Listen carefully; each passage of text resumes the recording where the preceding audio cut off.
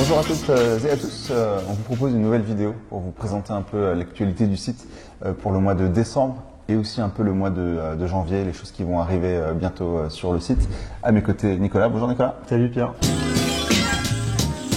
Donc on a fait un bibliothèque il y a quelques jours. Ouais, exactement. Vous étiez à peu près 150 à nous rejoindre chez Babelio dans nos locaux pour le vide bibliothèque annuel.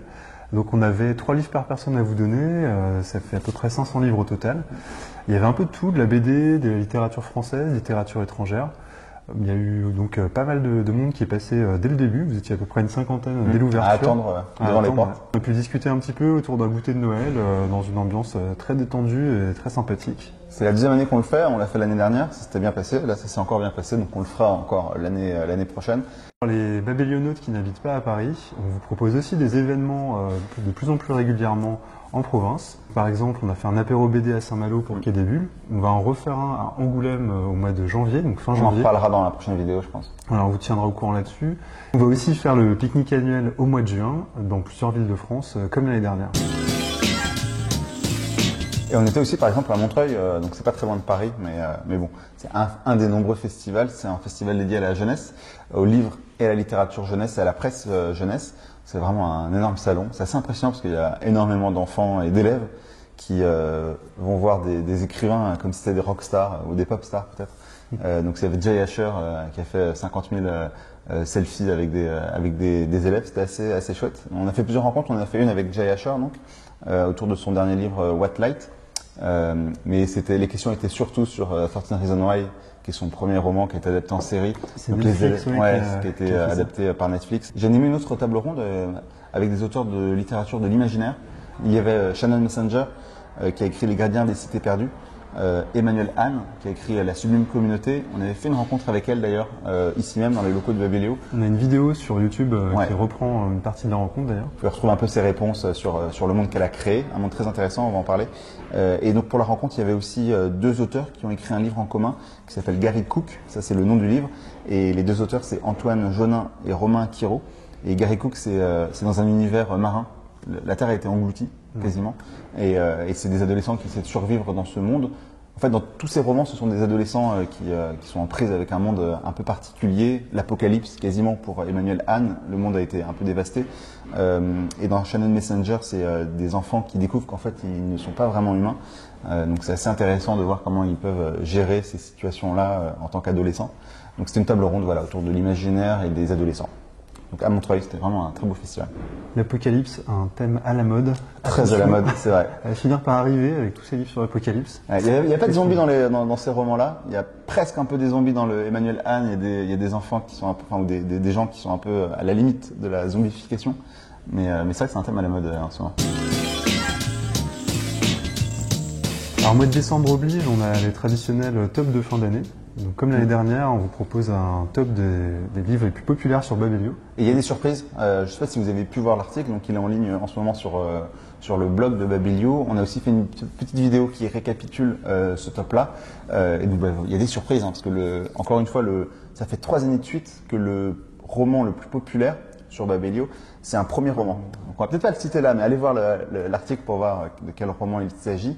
Mais ça fait 3 années de suite quand même que c'est un premier roman, c'est assez intéressant. Il y a quelques polars, évidemment, quelques thrillers.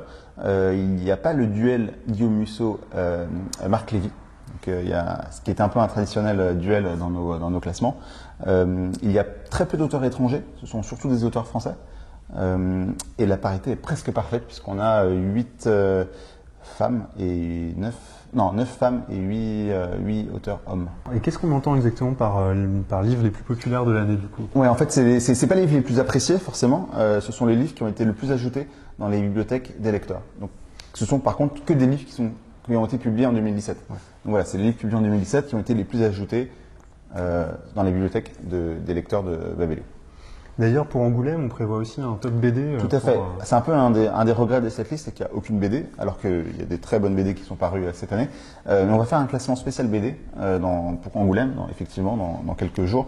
Donc, on va faire les 10 BD les plus populaires sur Babelio. La numéro 1 est une surprise. Je ne vous le dirai pas ici, mais vous découvrirez que c'est aussi assez surprenant. Ce n'est pas Astérix, la BD la plus populaire sur Babelio.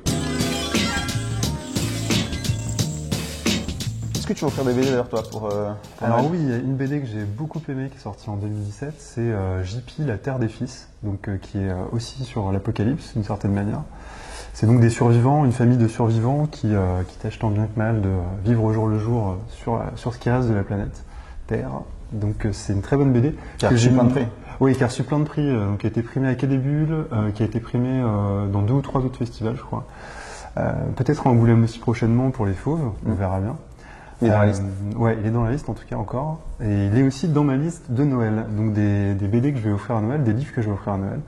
Toute l'équipe de Babelio s'est mobilisée pour vous dévoiler ces cadeaux de Noël en ce qui concerne les livres.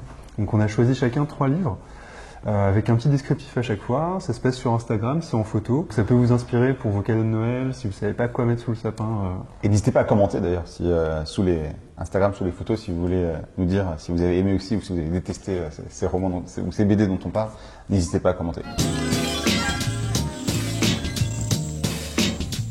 Donc ça c'est pour Noël, mais on prépare aussi des petites choses pour le 31 Oui, janvier. voilà. Alors pour le Nouvel An, on vous a préparé une petite liste de cocktails inspirés d'écrivains qui va arriver sur Instagram. Donc c'est tout simplement pour vous donner des idées si vous savez pas quoi boire de bon. Attention avec modération. Exactement, attention avec modération. Mais on a des petites recettes qui vous attendent sur Instagram juste avant le Nouvel An. Du 26 au 29. Du 26 au 29, exactement. On a une actualité assez chargée en janvier, dont le prix Gallimard, dont on est partenaire. Qu'est-ce que c'est ce prix? Alors c'est le prix des lecteurs, donc c'est les lecteurs de livres Gallimard qui votent pour leur livre préféré paru chez Gallimard en 2017. Vous avez jusqu'à fin décembre pour voter et avoir une chance d'être sélectionné pour la remise des prix qui aura lieu le 15 janvier chez Gallimard. On a déjà des questions sur le prochain Masse Critique. Qui va arriver très vite, je vous rassure, le 17 janvier. Ouais, tu peux nous dévoiler le thème cette fois? Comme il y a la rentrée littéraire de janvier, et ben en fait c'est une masse critique qui va coller aussi un peu à cette rentrée. Donc on va vous proposer plein de livres de littérature générale. C'est le 17 janvier. Alors le principe c'est toujours le même. C'est vous vous inscrivez, vous sélectionnez les livres qui vous intéressent. Si vous êtes sélectionné, vous allez en recevoir un et vous aurez un mois à dater de la réception du livre pour en faire la critique sur Babelio. Donc voilà, un livre, une critique, c'est l'opération Masse Critique.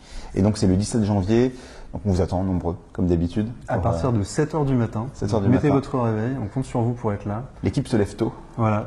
Et plus vous vous levez tôt, plus vous avez de chance aussi de remporter des livres. Vous pouvez retrouver toutes les informations et les liens dans la description de la vidéo pour accéder directement au contenu dont on vient de vous parler. Et nous on se retrouve bientôt. Soit on peut se voir encore pour des rencontres qui vont arriver en janvier. On a une rencontre avec Philippe Delerme, on a une avec Bertrand Puard, une autre avec Véronique Mougin. Donc voilà, peut-être qu'on aura l'occasion de se voir dans les locaux de Babelio. Sinon, on se retrouve très vite en vidéo.